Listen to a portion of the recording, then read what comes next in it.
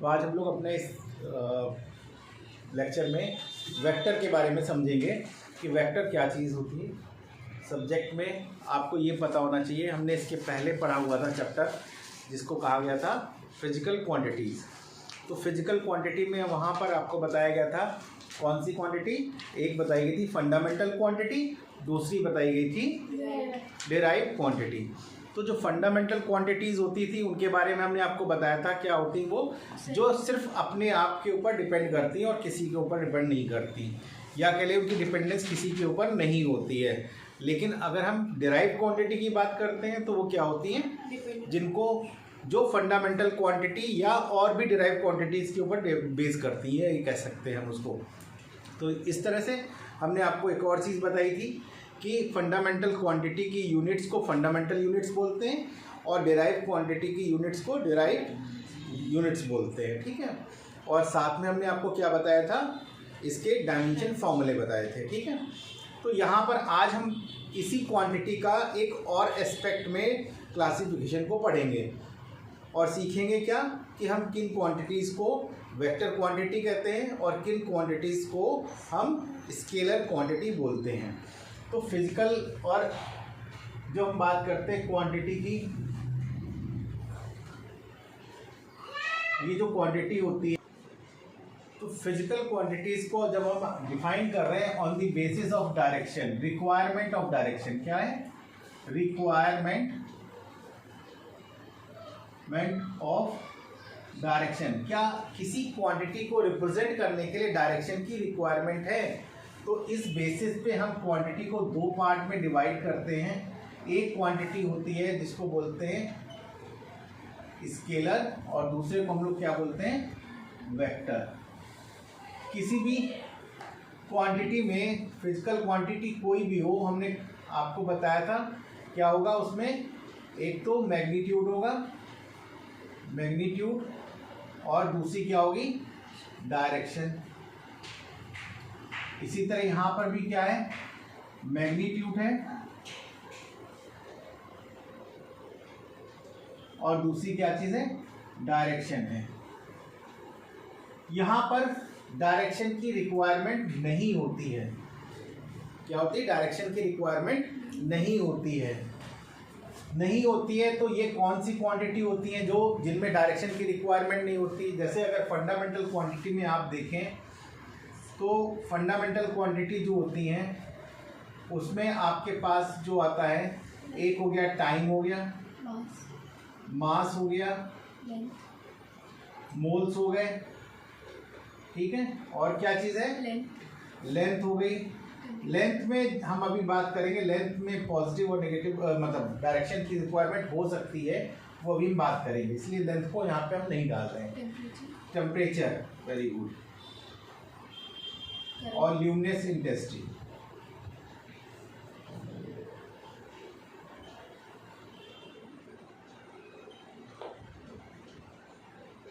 ठीक, ये क्वांटिटी ऐसी है, करंट में भी डायरेक्शन होती है, ठीक है। तो यहाँ पर ल्यूमिनेस इंटेंसिटी, ये जो 5 क्वांटिटी लिखी है, इसमें हमें क्या होता है, डायरेक्शन की रिक्वायरमेंट नहीं होती है। तो ये क्या हो गए आपके स्केलर क्वांटिटी हैं, ये फंडामेंटल, लेकिन है कैसी, स्केलर है। तो यहाँ पर हम बात करते हैं नेक्स्ट, जो डिराइव्ड क्वांटिटीज होती हैं उनकी अगर हम बात करें तो डिराइव में बहुत सारी क्वांटिटी हैं। जैसे आपने नाम सुना होगा स्पीड, नाम सुना है स्पीड। तो स्पीड क्या होती है, एक स्केलर क्वांटिटी है। इसके अलावा आपने क्या सुना है, कोई क्वांटिटी ऐसी जो जिसमें हमको डायरेक्शन की ज़रूरत नहीं पड़ती है, वर्क। मेरी, जैसे यहाँ पे क्या, मेरी गाड़ी की स्पीड 40 किलोमीटर पर घंटा है, 14 किलोमीटर पर आवर है, या 40 किलोमीटर पर आवर है। तो उस केस में स्पीड को हम कोई डायरेक्शन नहीं दे रहे हैं ना, हम ईस्ट जा रहे हैं, वेस्ट जा रहे हैं, नॉर्थ जा रहे हैं, साउथ जा रहे हैं, हमने ये नहीं कहा। तो स्पीड है, मेरी गाड़ी की स्पीड इतनी है। अब बात आते हैं वर्क की, बात करते हैं। हमने इतने जूल काम किया, इतने जूल काम किया, तो इस काम को हमने क्या कहा कि हमने ये तो नहीं कहा हमने ईस्ट वेस्ट नॉर्थ साउथ किसी डायरेक्शन में किया, हमने काम किया, मतलब हमने इतनी एनर्जी अपनी यूज़ करी है किसी काम को परफॉर्म करने में, किसी वर्क को परफॉर्म करने में। तो वर्क में अगर हम समझते हैं वर्क क्या है, आपको डायरेक्शन नहीं ज़रूरत होती है। ऐसी बहुत सारी क्वांटिटी होती है जिनमें डायरेक्शन की ज़रूरत होती है। मैग्नीट्यूड, इसका ये मैग्नीट्यूड 0 भी हो सकता है, डायरेक्शन भी चाहिए और मैग्नीट्यूड 0 हो सकता है। और जब ऐसी कंडीशन होती है तो इसको बोलते हैं नल वेक्टर। क्या बोलते हैं? Null vector. जिसका मैग्नीट्यूड 0 हो जाए उसको क्या बोलते हैं? नल वेक्टर बोलते हैं। क्या बोलते हैं? नल वेक्टर बोलते हैं, या ज़ीरो वेक्टर भी बोलते हैं। क्या बोलते हैं? ज़ीरो वेक्टर बोलते हैं। क्लियर? तो ये क्वेश्चन कभी कभी 1 नंबर में बोर्ड में पूछ लिया जाता है, या फिर आपके कंपटीशन में भी पूछा जा सकता है। तो null vectors are those vectors which has zero magnitude. क्या कहते हैं? Which has zero magnitude. जिनके पास ज़ीरो मैग्नीट्यूड होगा उनको ज़ीरो वेक्टर या नल वेक्टर कहते हैं। अब डायरेक्शन मस्ट है, ध्यान रखिए, बिना डायरेक्शन के ये चीज़ नहीं हो सकती। ठीक है? इसी तरह यहाँ पर अगर फंडामेंटल क्वांटिटी की बात करें, फंडामेंटल क्वांटिटी की बात करें तो यहाँ पर डिस्टेंस जो आप नापते हो, और इसी में क्या होता है? डिस्प्लेसमेंट होता है, जिसको आप लेंथ कहते हो ना, लेंथ की बात करते हो। तो distance is a scalar quantity. Distance क्या है? स्केलर क्वांटिटी है। जबकि आपकी डिस्प्लेसमेंट क्या है? Displacement is a vector quantity. ठीक है? ये फंडामेंटल क्वांटिटी में है। करंट भी आपकी, जैसे हमने बताया, यहाँ पे 2 चीज़ें छोड़ दी थी ना। फंडामेंटल क्वांटिटी में करंट भी क्या है? वेक्टर क्वांटिटी होती है। डायरेक्शन डिफाइन होता है कि करंट हमेशा, अगर ये डायरेक्शन लिया जाए पॉजिटिव और निगेटिव, तो करंट कहाँ से कहाँ जाती है? इलेक्ट्रॉन जाते हैं यहाँ से यहाँ। इलेक्ट्रॉन कहाँ मूवमेंट करते हैं? माइनस से प्लस। और करंट कहाँ से कहाँ मूव कर दिए? प्लस से माइनस। ये डायरेक्शन होती है इसकी। तो कभी भी डायरेक्शन लेस कोई करंट नहीं होती है।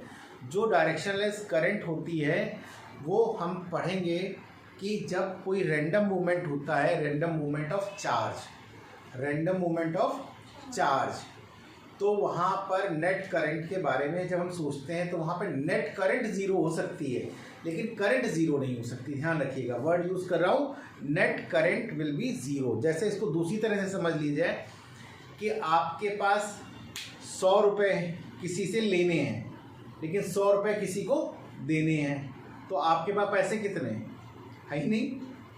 एक से लेने हैं और एक को देने हैं, मतलब देने वाले ने अगर आपको दे दिए तो 100 आ गए, फिर आपने अगर जिसको देने हैं उसको दे दिए तो आपके पास पैसा कितना बचा? 0 बचा। तो इसी तरह क्या, तो चार्ज का मूवमेंट होता है। जब तक कि नेट चार्ज फ्लो 0 हो, net charge flow, Q flow अगर 0 है तो करंट भी क्या होगी? 0 होगी। ध्यान रखिए। ठीक है? नेट करंट क्या होगी?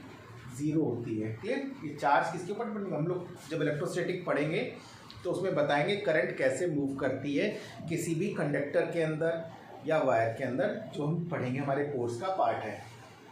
तो यहाँ पर ये चीज़ समझ में आ गई। डिराइव क्वांटिटी में आ जाते हैं। डिराइव क्वांटिटी की अगर हम बात करें तो डिराइव क्वांटिटी क्या कहती है, कौन कौन सी होती है? जैसे यहाँ पे हमने स्पीड ले लिया है, लेकिन यहाँ पे अगर हम वेलोसिटी बात करें तो velocity is a vector quantity, क्योंकि ये बेस किसके ऊपर करती है? डिस्प्लेसमेंट के ऊपर डिपेंड करती है। इसके ऊपर डिपेंड करती है डिस्प्लेसमेंट अपॉन टाइम। और आपको यहाँ पे हमने क्या लिखा हुआ है? डिस्प्लेसमेंट कैसा होता है? वेक्टर होता है। ये किसके ऊपर डिपेंड करती है? Distance upon time, distance upon time. ठीक है? तो यहाँ पे वेक्टर है, ये भी, ये देखो, ये भी स्केलर, ये भी स्केलर, ये वेक्टर, ये वेक्टर, वेक्टर है। Time is always a scalar quantity लिखा हुआ है। टाइम देख लिखा है स्केलर, तो टाइम स्केलर है। किसी भी वेक्टर में ध्यान रखो, अभी हम बताएंगे आपको पूरा डिटेल में क्या होता है scalar plus scalar gives you scalar. अगर हम दो स्केलर को आपस में जोड़ेंगे तो एक स्केलर क्वांटिटी ही मिलेगी, ठीक है। इसी तरह scalar into scalar gives you scalar. Scalar का स्केलर में मल्टीप्लिकेशन करेंगे तो क्या आएगा, स्केलर ही आएगा। इसी तरह vector scalar into vector plus vector करेंगे तो क्या आएगा, scalar quantity scalar quantity scalar quantity scalar quantity, ठीक है। Scalar quantity scalar quantity scalar quantity और वेक्टर क्वांटिटी। अगर स्केलर को वेक्टर में जोड़ेंगे तो क्या आएगा, क्या आएगा। पहली बात तो हम जोड़ नहीं सकते, ठीक है, लेकिन एज ए कॉम्बिनेशन देखा जाए तो क्या होगा, वेक्टर। कभी भी आपके पास कहा जाए कि 4 एप्पल हैं और 8 बनाना है, 4 एप्पल 8 बनाना है, तो आप क्या कह सकते हो, मेरे पास 12 फ्रूट्स हैं, क्या कह सकते हो, 12 फ्रूट्स हैं। लेकिन ये नहीं कह सकते 12 बनाना है, ये नहीं कह सकते 12 एप्पल हैं, कह सकते हो। तो यहाँ पर इस चीज़ को भी समझना है कि हम जिनको जोड़ रहे हैं, जोड़ा किनको जा सकता है, सिमिलर क्वांटिटीज़ को जोड़ा जा सकता है, ठीक है। डिफरेंट क्वांटिटी को ऐड नहीं, उनको काउंट किया जा सकता है, काउंटेबल हैं, लेकिन उनका एडिशन या सब्सट्रैक्शन पॉसिबल नहीं है, ठीक है। बात समझ में आ गई, कोई डाउट है। तो यहाँ पर ये है, मल्टीप्लिकेशन में देखें वेक्टर, यहाँ पर क्या होगा, scalar multiplied by vector quantity gives you vector quantity. अब क्या होता है, जब किसी भी वेक्टर क्वांटिटी में स्केलर क्वांटिटी का मल्टीप्लाई करते हैं तो उसका मैग्नीट्यूड मल्टीप्लाई हो जाता है। क्या होता है, किसका, वेक्टर का। क्या होता है, वेक्टर का मैग्नीट्यूड बड़ा हो जाता है और कुछ नहीं होगा। Direction no change but magnitude increase हो जाएगा। बात समझ में आ गई। तो यहाँ पे लिख देते हैं ओनली मैग्नीट्यूड विल चेंज। क्या होगा, मैग्नीट्यूड चेंज होगा और कुछ चेंज नहीं होगा, समझ लीजिए यहाँ पर और कुछ चेंज नहीं होने वाला, ठीक है। जब वेक्टर में वेक्टर का मल्टीप्लाई करते हैं तो अगर ये प्रोडक्ट किसको बोलते हैं, क्रॉस वर्ड यूज करेंगे, क्रॉस प्रोडक्ट करते हैं। 2 तरह के प्रोडक्ट होते हैं, अभी हम समझाएंगे वो भी, लेकिन अभी हम एक जनरल चीज़ बता रहे हैं तो उसको साथ में बता रहे हैं। अगर ये है तो वेक्टर क्वांटिटी आएगी, लेकिन अगर यहीं पर प्रोडक्ट हम डॉट प्रोडक्ट करेंगे तो क्या आएगा, स्केलर क्वांटिटी आएगी। इसको बोलते हैं डॉट प्रोडक्ट, ठीक है, क्रॉस प्रोडक्ट, और इसको बोलते हैं डॉट प्रोडक्ट। अभी हम बताएंगे कब हम डॉट करते हैं, कब हम क्रॉस करते हैं, वो सब चीज़ें हम अभी आगे एक्सप्लेन करेंगे। लेकिन आपके पास एक टेबल रेडी हो गई कि हम स्केलर को स्केलर में जोड़ेंगे, क्या आएगा, स्केलर आएगा। स्केलर का मल्टीप्लाई स्केलर में करेंगे, स्केलर आएगा। स्केलर को ऐड करेंगे, कर नहीं सकते, लेकिन एज ए कॉम्बिनेशन हम उसको क्या कहेंगे, वेक्टर कहेंगे। जैसे हमने आपको बताया था कि आपके पास 8 केले हैं, तो आप क्या कहोगे, भाई दूर से क्या दिखाई देगा, केले ही दिखाई देंगे, हाँ। तो यहाँ पर क्या होगा, इसी तरह हमने कहा स्केलर का वेक्टर में मल्टीप्लाई करेंगे तो क्या आएगा, वेक्टर क्वांटिटी आएगी जिसमें केवल मैग्नीट्यूड चेंज हो रहा हो, डायरेक्शन डज नॉट चेंज। इसी तरह यहाँ पे वेक्टर के साथ क्रॉस प्रोडक्ट करेंगे तो क्या आएगा, वेक्टर क्वांटिटी आएगी। वेक्टर का डॉट प्रोडक्ट करेंगे तो क्या आएगा, स्केलर क्वांटिटी आएगी। क्लियर है, यहाँ पे कोई डाउट। तो ये चीज़ समझ में आ गई। अब हम वापस अपने टॉपिक पे आते हैं, स्केलर और वेक्टर के लिए इस पे आते हैं। इसको नोट कर लिया आपने।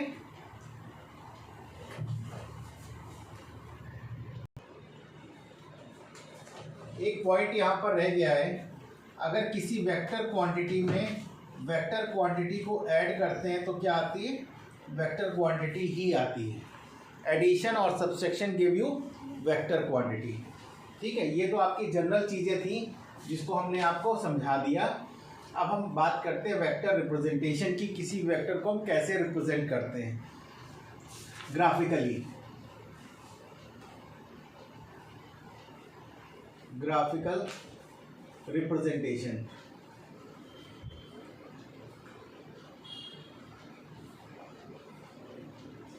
मीनिंग कैसे समझा जाए, पहले समझते हैं मीनिंग, फिर हम उल्टा चलेंगे, क्योंकि जब ये चीज़ समझ में आएगी तो आपको समझ में आएगा कि हम वेक्टर को कैसे अंडरस्टैंड करें। जब कभी भी वेक्टर होता है इसको हम किससे रिप्रेजेंट करते हैं, एरो से रिप्रेजेंट करते हैं। किससे, एरो से रिप्रेजेंट। कोई भी हो, डिस्प्लेसमेंट हो, आपका फोर्स हो, आपका मोमेंटम हो, कुछ भी है, हम उसको रिप्रेजेंट किससे करेंगे, you will represent by an arrow. और एरो के दो पार्ट होते हैं, बल्कि तीन होते हैं। देखिए,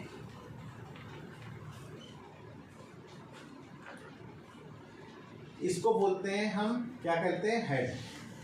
क्या बोलते हैं, it is called head, arrow का हेड। ये क्या शो करता है, डायरेक्शन। क्या रिप्रेजेंट करता है, डायरेक्शन। इसको बोलते हैं, इट इज कॉल्ड टेल। ये क्या करता है, स्टार्टिंग शो करता है। स्टार्टिंग शो करता है, कहाँ से स्टार्ट हुआ। और ये शो करता है लेंथ जो होती है, ये लेंथ होती है, लेंथ शो करती है मैग्नीट्यूड। क्या शो करेगी,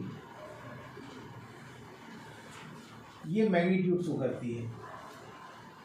अब मैग्नीट्यूड शो कर रही, फॉर एग्जांपल समझिए, हमने कहा कि एक फोर्स रिप्रेजेंट कर रहा है। ये क्या है, ए और बी क्या है, फोर्स रिप्रेजेंट कर रहा है। ए और बी क्या शो कर रहा है, फोर्स शो कर रहा है।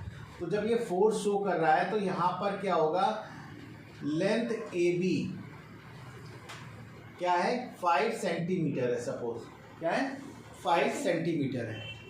और हमने कहा 1 पैरामीटर क्या कह रहा है, 1 centimetre is equal to 5 newton. 1 centimetre is equal to 5 newton. तो इस पैरामीटर को अगर हमने अप्लाई किया हुआ है तो ये 5 सेंटीमीटर का है, तो 5 सेंटीमीटर इज इक्वल टू क्या हो जाएगा, 5 इंटू 5 न्यूटन हो जाएगा।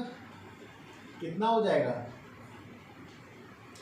25 न्यूटन का फोर्स है। ये वेक्टर क्या शो कर रहा है, 25 न्यूटन का फोर्स रिप्रेजेंट कर रहा है। क्या रिप्रेजेंट कर रहा है, 25 मीटर का रिप्रेजेंटेशन इसका जो है वो क्या है, फोर्स का रिप्रेजेंटेशन। किस फिजिकल क्वांटिटी को रिप्रेजेंट कर रहा है, फोर्स को रिप्रेजेंट कर रहा है। अब यहीं पे अगर हमने दूसरा वेक्टर ले लिया, ये भी मान लिया 5 सेंटीमीटर का है, और कह रहा है क्या, इसमें 100 kilometre is equal to 1 centimetre, और इसकी लेंथ कितनी है, 5 है। ये क्या शो कर रहा है, डिस्प्लेसमेंट। क्या कर रहा है, डिस्प्लेसमेंट शो कर रहा है। तो इस पैरामीटर को अगर हम लेके चलेंगे तो 5 सेंटीमीटर इज इक्वल टू क्या होगा, 5 इंटू 100 इक्वल टू 500 किलोमीटर का डिस्प्लेसमेंट शो कर रहा है। क्या कर रहा है, 500 किलोमीटर का डिस्प्लेसमेंट शो कर रहा है। ठीक, कोई डाउट है यहाँ पर। तो इस बात को समझ में आया कि हम किस तरह से वेक्टर की लेंथ से फिजिकल क्वांटिटी की वैल्यू फाइंड आउट करते हैं। इसको बड़ा समझना जरूरी, बहुत ज़्यादा इम्पैक्ट नहीं, क्योंकि बहुत बड़े क्वेश्चंस नहीं है आपके यहाँ। लेकिन जब कभी भी आप वर्किंग प्रोफाइल में जाओगे, आपके सामने कोई डायग्राम आ गया, सपोज वहाँ पे आपको समझना पड़ा, तो हम क्या करेंगे, सीधे उसकी वैल्यू निकाल लेंगे, कितना फोर्स अप्लाई हो रहा है, या कितना डिस्प्लेसमेंट हुआ, या कितना मोमेंटम लगा उसके ऊपर, कितना प्रेशर लगा उसके ऊपर। तो हम इस चीज़ को काउंट कर सकते हैं, कैलकुलेट कर सकते हैं कि हमारी इसकी लेंथ कितनी है, और पैरामीटर क्या है, उस पैरामीटर से उसका मल्टीप्लिकेशन करके हम निकाल सकते हैं। क्लियर। या कहीं पे कितना प्रेशर लग रहा है, हम कितना उसका पैरामीटर लें कि उसका डायग्राम ड्रॉ हो जाए। क्योंकि कैलकुलेशन करने के लिए आप बार बार प्लांट में तो जाते नहीं हैं, आप उस प्लांट की रीडिंग को बार बार लेके आते हैं, और क्या करते हैं, या उस मोटर की या उस ऑब्जेक्ट की रीडिंग लेके आते हैं, और उसको पैरामीटर बना करके अपने कॉपी पे या अपने बोर्ड पे ड्रॉ कर लेते हैं। ठीक है। तो इसलिए हमको ये parameter to unit, unit to parameter, दोनों चीज़ें पता होनी चाहिए। क्लियर है। अब ये तो आया कि हम जो हमारे सामने वेक्टर लिखा है हम उसको क्या समझें।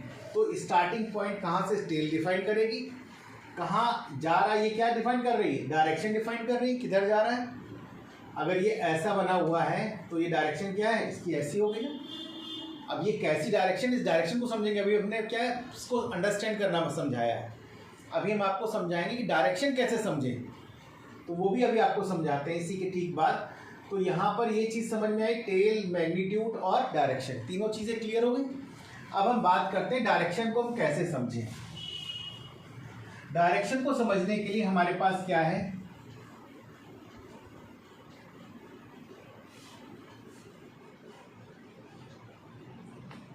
मीनिंग, मैग्नीट्यूड की मीनिंग समझ में है क्या। हम समझते हैं डायरेक्शन को, इसको डायरेक्शन को, और डायरेक्शन के लिए आपके पास एक डायरेक्शन चार्ट होता है जो आपने बचपन से पढ़ा हुआ है। क्या था, नॉर्थ, साउथ, ईस्ट, वेस्ट। जब भी कोई मान लीजिए हमको ये दिया हुआ है, ये दिया हुआ वेक्टर, तो हम इसके पॉइंट पर क्या करेंगे, जहाँ टेल है वहाँ पे हम इसको प्लॉट कर देंगे। क्या करेंगे, इसको प्लॉट कर देंगे। तो अगर हमने इसको प्लॉट किया तो ये क्या डायरेक्शन आ जाएगी बच्चों, ये क्या आ गई, ये ईस्ट हो गई ना, ठीक है। तो हम क्या कहेंगे, ईस्ट डायरेक्शन में जा रहा है। कहाँ जा रहा है, ईस्ट डायरेक्शन में जा रहा है। सपोज ये जा रहा है, तो हमने क्या किया, यहाँ पे इसके ओरिजिन पॉइंट पे हमने ये ड्रॉ कर लिया। तो ये ओरिजिन पॉइंट कहाँ आ गया, यहाँ, और ये एंगल क्या होगा, थीटा। तो हम क्या कहेंगे, ईस्ट से इस डायरेक्शन में जा रहा है at the angle of theta. Object कहाँ मूव कर रही है, या प्रेशर कहाँ लग रहा है, या फोर्स कहाँ लग रहा है, at the direction of theta degree from east, at an angle of theta degree from east. तो हम इधर से भी, नॉर्थ से भी लिख सकते हैं, अगर आपको पता हो तो नॉर्थ से भी लिख सकते हैं। नॉर्थ से क्या हो जाएगा, 90 माइनस थीटा, क्योंकि इसके और इसके बीच में एंगल डिफरेंस कितना होता है, 90 डिग्री का होता है, ठीक है। हम ऐसे भी लिख सकते हैं। तो हमारे क्या होना चाहिए, एक रेफरेंस होना चाहिए, और इस रेफरेंस को हम हॉरिजॉन्टल एक्सिस बोलते हैं। क्या बोलते हैं, it is called horizontal axis, ठीक है। ये बात समझ में आ गई। तो ये हॉरिजॉन्टल एक्सिस है, और इसको हम लोग क्या बोलते हैं, वर्टिकल एक्सिस बोलते हैं। क्या बोलते हैं, वर्टिकल एक्सिस। ये तो प्लेन के लिए, किसके लिए था, प्लेन के लिए, किसके लिए, जब कोई ऑब्जेक्ट कहाँ चल रहा है, प्लेन पे चल रहा है, ठीक। ये प्लेन है ना आपका, जमीन क्या होती है, प्लेन होती है, इस पे चल रहा है तो हम इसको देखेंगे। लेकिन हो सकता है वो हवा में चल रहा हो, तब क्या देखेंगे, तब कैसे देखेंगे। तो डायरेक्शंस के बारे में समझते हैं। तीसरा आता है, ये एक्स एक्सेस होता है, ये वाई एक्सेस होता है, ये जेड एक्सेस होता है। यहाँ पे इसको, ये भी हॉरिजॉन्टल है, ये भी हॉरिजॉन्टल है, ध्यान रखिएगा, समझ में। ये प्लेन पे है। जैसे अगर किसी रूम के कॉर्नर को समझा जाए, ऐसे समझ लो, ये रूम का मान लिया कॉर्नर है, ये क्या है, रूम का कॉर्नर है। तो रूम का कॉर्नर में क्या होगा, एक ये एक्सेस हो गया, एक ये वाला एक्सेस हो गया, ये वाला, और एक क्या होगा, ये एक्सेस हो गया। तो इसको एक्स बोल दिया, इसको वाई बोल दिया, और इसको जेड बोल दिया। तो 3 एक्सेस का इन्वॉल्वमेंट होता है। प्लेन में क्या होता है, 2 एक्सेस का इन्वॉल्वमेंट होता है, और स्पेस में 3 एक्सेस का इन्वॉल्वमेंट होता है। प्लेन क्या है, ये प्लेन है, हमने इसको एक्स बोल दिया, इसको वाई बोल दिया। अगर इसको प्लेन के हिसाब से ये एक्स हो गया, ये वाई हो गया। अगर इसको ऐसे करें, ये एक्स हो गया, ये जेड हो गया। और अगर हम इसको ऐसे समझें तो ये वाई हो गया, ये जेड हो गया। तीनों तरह के एक्सेस हो गए ना, प्लेन, 3 प्लेन। इसके अलावा भी बहुत सारे प्लेन होते हैं, अलग अलग हो सकते हैं, लेकिन हमको समझ में आना चाहिए प्लेन में क्या होंगे, 2 एक्सेस होंगे, और स्पेस में 3 एक्सेस होंगे, और लीनियर में क्या होगा, 1 होगा। अगर एक कार इस लाइन पे चली जा रही है तो ये क्या है, सिंगल है ना, लीनियर है ना। अगर केवल इस पे जा रही है, ऐसे करके जा रही है ये, तो क्या है, एक ही लाइन में जा रही है ना। अगर सीधे हम कोई कंकड़ ऊपर फेंक दिया गया, सीधे ऐसे जा रहा है ना, तो तीनों एक्सेस पे है, लेकिन क्या एक ही एक्सेस पे मूवमेंट है, एक ही एक्सेस पे मूवमेंट है। क्लियर। तो उसको हम बोलते हैं वन डायरेक्शनल मूवमेंट पढ़ते हैं। आपने पढ़ा हुआ किसमें इसके पहले मोशन में पढ़ा था ना। तो motion in one line, motion in plane, motion, और एक आपने पढ़ा था प्रोजेक्टाइल मोशन, 3 मोशन पढ़े हैं ना। तो ये उसी का पार्ट है, उसी को मैं समझा दिया यहाँ पर, कैसे उसको देखेंगे। ठीक है, बात समझ में आ गई। अब हम बात करते हैं यूनिट वेक्टर्स की। किसकी बात करते हैं? पहले उसके यूनिट वेक्टर क्या होते हैं वो बताते हैं, और पोजीशन वेक्टर क्या होते हैं वो बताते हैं। ठीक है,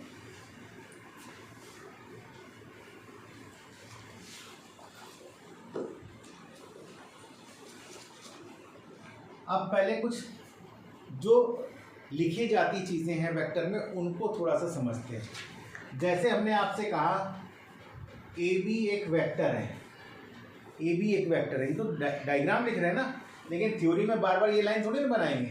तो उसमें क्या लिखा जाता है? ए बी, ऊपर की तरफ एरो। लेकिन ये ए बी अगर हमने लिखा तो इसका मतलब ये क्या है? स्केलर है। ये क्या है? स्केलर है। ये किसका रिप्रेजेंटेशन है? स्केलर का। ये किसका रिप्रेजेंटेशन है? वेक्टर क्वांटिटी का। ये किसका है? स्केलर क्वांटिटी का। ठीक है, क्लियर? वेक्टर और स्केलर क्वांटिटी का रिप्रेजेंटेशन समझ में आया। ऊपर एरो लगा है तो हम क्या कहेंगे? That is called vector quantity. ऊपर एरो नहीं लगा है इसका मतलब क्या समझेंगे? स्केलर क्वांटिटी है जिसकी हम बात कर रहे हैं। इसी तरह अगर हम बात करते हैं ए बी कैप की, ये देखिए इसको बोलते हैं ए बी कैप। इसको पढ़ा जाता है यूनिट वेक्टर। क्या पढ़ा जाता है? Unit vector. क्या होता है? Unit vector. यूनिट वेक्टर में अभी हम आपको समझाएंगे किस तरीके से निकले जाते हैं। अगर कोई वेक्टर ओ, ए लिखा हुआ है, ओ का मतलब ओरिजिन। क्या है? और ओरिजिन क्या होता है? Where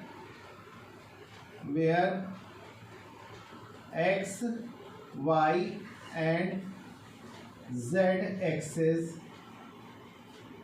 cuts each other.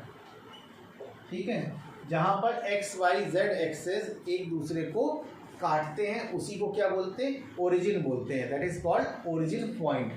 तो अगर ओ ओरिजिन है तो यही वेक्टर क्या कहलाएगा? Position vector. क्या कहलाएगा?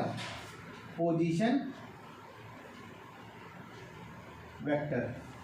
तो पहली चीज समझ में आई, हम वेक्टर लिखते कैसे हैं, स्केलर कैसे लिखते हैं, फिर आ गया यूनिट वेक्टर कैसे लिखते हैं, और पोजीशन वेक्टर कैसे लिखते हैं। अगर ये ओरिजिन के रेफरेंस में पॉइंट पोजीशन लिखी गई है तो हमने इसको क्या कहा है? पोजीशन वेक्टर बोला है। ये क्या होता है इसमें ध्यान रखो, मैग्नीट्यूड। मैग्नीट्यूड क्या होगा? 1 होगा। क्या होगा? यूनिट वेक्टर इसलिए बोलते हैं unit vector has specific direction with unit magnitude. Unit vector has specific direction with unit magnitude. बात समझ में आई? पोजीशन वेक्टर क्या बताता है? पोजीशन वेक्टर बताता है the direction and distance of a particular point from origin. Direction and distance. Direction and distance of a particular point from origin. Direction और वो डिस्टेंस दोनों चीज़ों को एक्सप्लेन करता है। क्लियर? बात समझ में आई? तो ये रिप्रेजेंटेशन समझ में आया। तो ये क्या रिप्रेजेंट करता है? डायरेक्शन एंड, अगर वर्ड यूज कर लें डिस्प्लेसमेंट, वर्ड यूज करें क्योंकि वेक्टर क्वांटिटी होते हैं फ्रॉम ओरिजिन, इसको एक्सप्लेन करता है। ठीक है, बात समझ में आ गई? कोई डाउट है यहाँ पर? अब थोड़ा सा समझते हैं हम यूनिट वेक्टर और पोजीशन वेक्टर के बारे में। पहले यूनिट वेक्टर समझेंगे, फिर हम पोजीशन वेक्टर समझेंगे।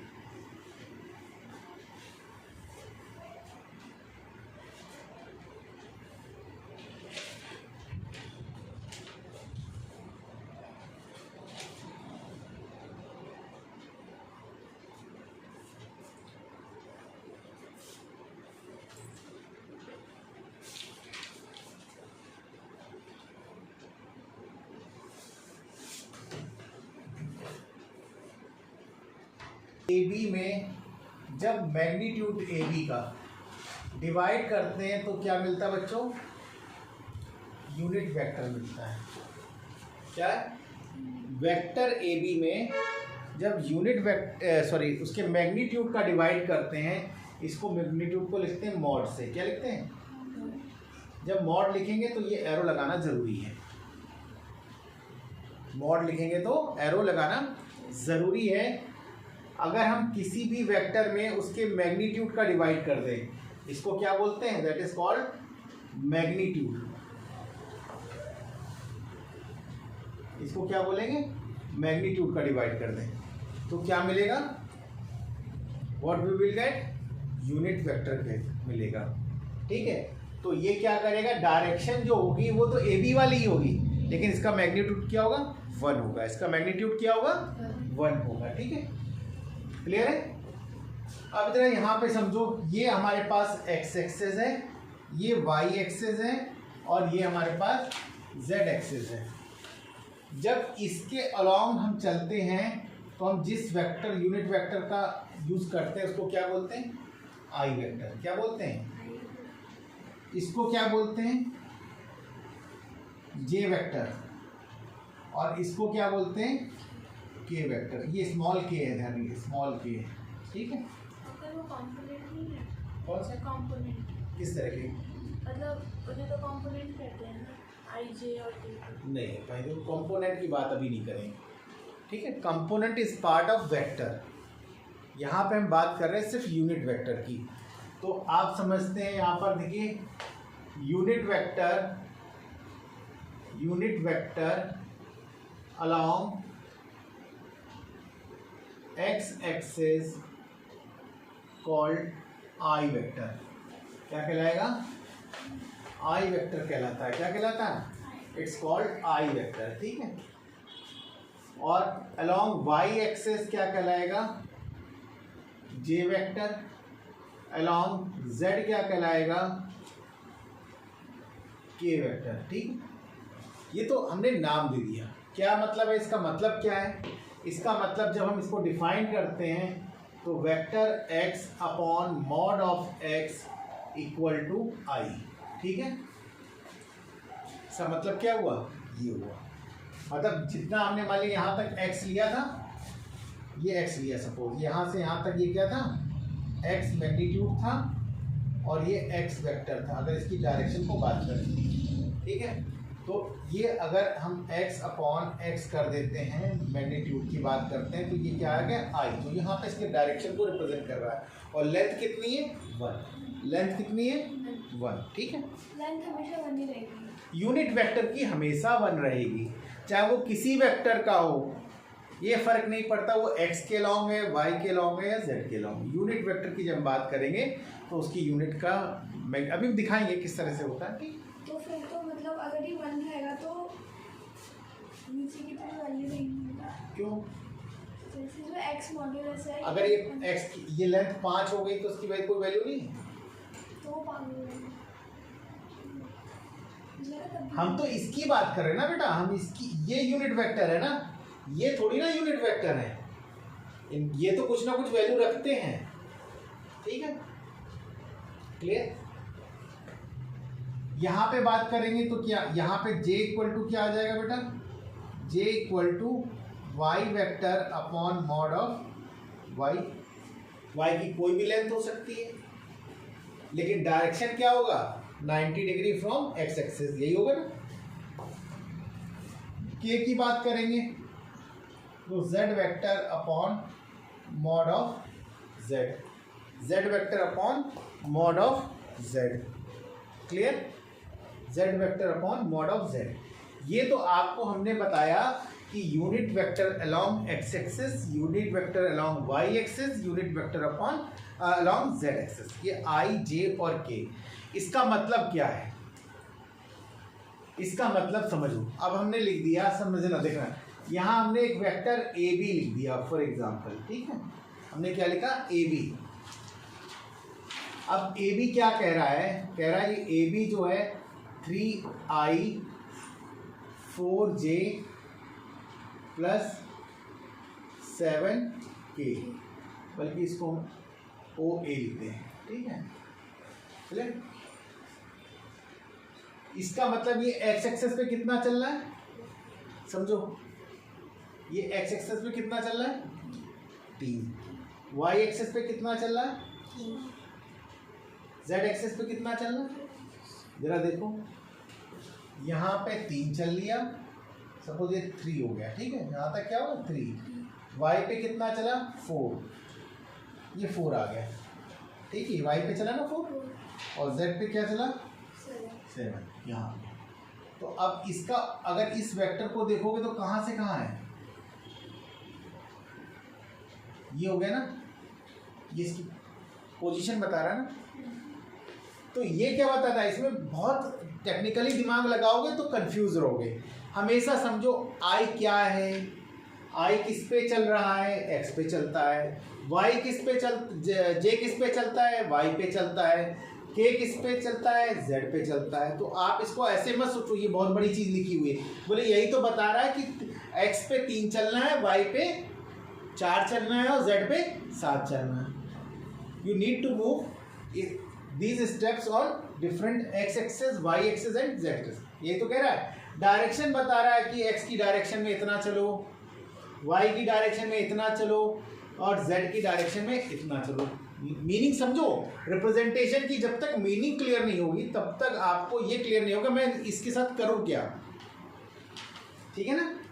तो हम पहले चैप्टर को थ्योरेटिकली समझने से पहले हम प्रैक्टिकली समझें। क्या हुआ, x पे कितना चलना है 3, y पे कितना चलना है 4 और z पे कितना चलना है 7 चलना है। तो ये वेक्टर क्या बता रहा है, बोला ए पॉइंट जो है वो कहाँ है भाई साहब, वो यहाँ पर है। कहाँ कैसे पहुंचे यहाँ तक, पहले x पे 3 चले थे, y पे 4 चले थे और z के लिए 7 चले गए। तो आपके पास क्या आ गया, पॉइंट ए आ गया। और वो वेक्टर क्या होगा, o यहाँ पर है और a यहाँ पे, ये ओ ए वेक्टर हो गया। और जो अभी हमने आपको बताया ओरिजिन के रिस्पेक्ट में जो बताता है वो क्या होता है, पोजीशन वेक्टर होता है। क्या होता है, पोजीशन वेक्टर होता है। जो ओ के रेफरेंस में बताएगा कोई भी वेक्टर हो वो क्या बताएगा, पोजीशन बता रहा होगा। किसकी, फाइनल डेस्टिनेशन की, किसकी, फाइनल डेस्टिनेशन की, कि एक्स पे कितना चले, वाई पे कितना चले, जेड पे कितना चले। अगर हमने यहीं पे लिख दिया ओ ए इज इक्वल टू 3j, इसका क्या मतलब है, हम केवल किस पे चले, और हम इसको ऐसे भी लिख सकते हैं ओ 0 इंटू आई कैप प्लस 3 इंटू जे कैप प्लस 0 इंटू के कैप। मतलब x पे चलना ही नहीं है, y पे 3 चलना है और z पे चलना ही नहीं है। आप मूवमेंट समझो अपना, ये ना समझो कि हम वेक्टर कर रहे हैं। अगर आपने इसको वेक्टर समझ लिया तो आप कंफ्यूजन की कैटेगरी में खड़े हो जाओगे। क्लियर? तो वेक्टर को दोस्ती करनी है किस तरीके से कि ये हम हैं, हम कैसे मूवमेंट करेंगे वो देखते हैं। और हमारे पास चलने की जगह क्या है, हमारे पास एक प्लेटफॉर्म है जो एक्स वाई जेड के फ्रेम में हमको मिला हुआ है, या इसको बोलते हैं 3 डायमेंशन फ्रेम। क्या बोलते हैं, 3 डायमेंशन फ्रेम। जैसे आप देखते हो ना, वो डायरेक्टर लोग ऑडिशन लेते हैं, बोले हाँ खड़े हो जाओ, अब एक डायलॉग बोलो, हाँ ये फ्रेम में ऐसे सही आ रहा है, ऐसे सही आ रहा है, तो वो फ्रेम देखते हैं। लेकिन यहाँ पे फ्रेम नहीं मूवमेंट कर रहा है, यहाँ पे ऑब्जेक्ट मूवमेंट कर रहा है। वहाँ पे क्या, जो ऑब्जेक्ट है वो तो अपने एक्टिंग कर रहा है, लेकिन कौन से फ्रेम से हम देखें इसको, वो फ्रेम चेंज करते जा रहे हैं ऐसे करके। बोले गोल गोल घुमाते हैं, देखते हैं ना क्रेन लगी होती है वो घुमाती है, बोले ये एंगल अच्छा आ रहा है, इससे लेते हैं, शूट करते हैं, इससे शूट लेते हैं। तो वो क्या है, फ्रेम चेंज होता है। और यहाँ पे क्या चेंज हो रहा है, ऑब्जेक्ट ही चेंज हो रहा है, अपनी लोकेशन को चेंज करता है। फ्रेम फिक्स है, यहाँ पे कोई आर्टिफिशियलिटी नहीं है कि कोई इधर से सुंदर लगता है तो उधर से फोटो ले रहा है। यहाँ कहते हैं जो जैसा है वैसी फोटो रहेगी, मतलब एक्चुअल में मूवमेंट होंगे जो होंगे, हम कोई अल्ट्रेशन नहीं कर रहे हैं। ठीक, जहाँ पे फ्रेम घूमने लगे समझ लो डाउट है। तो यहाँ पे फिजिक्स में फ्रेम नहीं चेंज होता है। ठीक है, बात समझ में। अब यहाँ पर 2 चीज़ें हम बता दें जो यूनिट वेक्टर के बारे में हम आपको समझा रहे थे अभी। अब हम किसी वेक्टर को समझते कि अभी हमने आपको वेक्टर तो समझा दिया, पोजीशन वेक्टर मैंने बता दिया, हाँ यूनिट वेक्टर बता दिया। अब अगर ए कोई वेक्टर है, समझ लो ए को हम ए लिख दें, इसका मतलब क्या, ओ ए। ठीक है। तो ए कोई वेक्टर है, ये भी लिखा जा सकता है, ऐसे भी लिख लेते हैं। कोई कंफ्यूजन होगी, सर तो कैपिटल में लिखते हैं, लोग स्मॉल में लिखते हैं, तो ऐसा कुछ है नहीं। तो A1I plus A2J plus A3K, अगर ये वेक्टर है तो आप समझिए मॉड ऑफ ए क्या होता है। मॉड ऑफ ए क्या होता है, इसको हम लोग पढ़ते हैं, जितने भी मैग्नीट्यूड लिखे हुए हैं सबका स्क्वायर करके ऐड कर लीजिए, सबका स्क्वायर करके ऐड कर लीजिए, ठीक है। जो फाइनल वैल्यू आएगी वो क्या कहलाएगी, मैग्नीट्यूड। इसको क्या बोलेंगे, मैग्नीट्यूड ऑफ द वेक्टर। क्या बोलेंगे, मैग्नीट्यूड ऑफ वेक्टर, ठीक है। बात समझ में आ गई। अब डायरेक्शन समझो। अभी हमने आपको क्या बताया था, ये चीज बताई थी। मान लिया हमने ये ए है, यहां से अगर हम देखते हैं इस पॉइंट को, ये ओ है, ये ए है, ये वेक्टर हो गया ना। ये कैसा वेक्टर हो गया, reference from O called origin, वो कहते हैं ना। और ओरिजिन से जो कंपेयर होता है, लोकेशन कंपेयर होती है, डायरेक्शन कंपेयर होती है, उसको क्या बोलते हैं, पोजीशन वेक्टर। क्या बोलते हैं, PV position vector, PV position vector. कभी कभी शॉर्ट फॉर्म में क्वेश्चन में लिखेगा पीवी ऑफ दिस, तो इसका मतलब क्या है, ये पीवी कोई वो नहीं है, पॉइंट नहीं है, पीवी का मतलब पोजीशन वेक्टर, ठीक है। तो अब देखो, इसका ये एक्स एक्सेस है बच्चों, ये वाई एक्सेस है और ये जेड एक्सेस है। इससे एंगल मान लिया थीटा बनना है, इस वाले से क्या बनना होगा, अल्फा बनना है, और इस वाले से क्या बनना है, सबसे अलग अलग बनना है ना। तो हम इसकी बात करेंगे क्या होता है। तो हम यहाँ पे निकालते हैं डायरेक्शन। हमको कभी कभी पूछा जाता है हर डायरेक्शन, इसकी हर एक्सेस से डायरेक्शन निकालिए। क्या कह रहा है, हर एक्सेस से डायरेक्शन निकालिए। तो हमेशा डायरेक्शन क्या निकाली जाती, कॉस में निकाली जाती, ध्यान रखिए, कॉस में निकाली जाती है। तो cos alpha is equal to क्या होगा, कॉस का मतलब एक्स एक्सिस की बात कर रहा है, यहाँ पर हम एक्स एक्सिस से निकाल रहे हैं ना। तो क्या लिखेंगे, ऊपर ए लिखेंगे और नीचे क्या लिख देंगे बच्चों,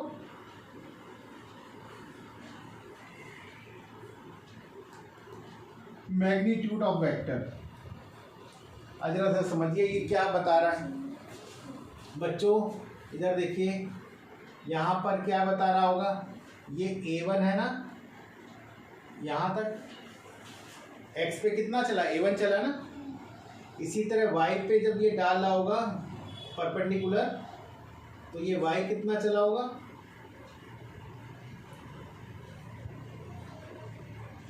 y कितना चला होगा, ये कितना चला होगा, A2 चला होगा।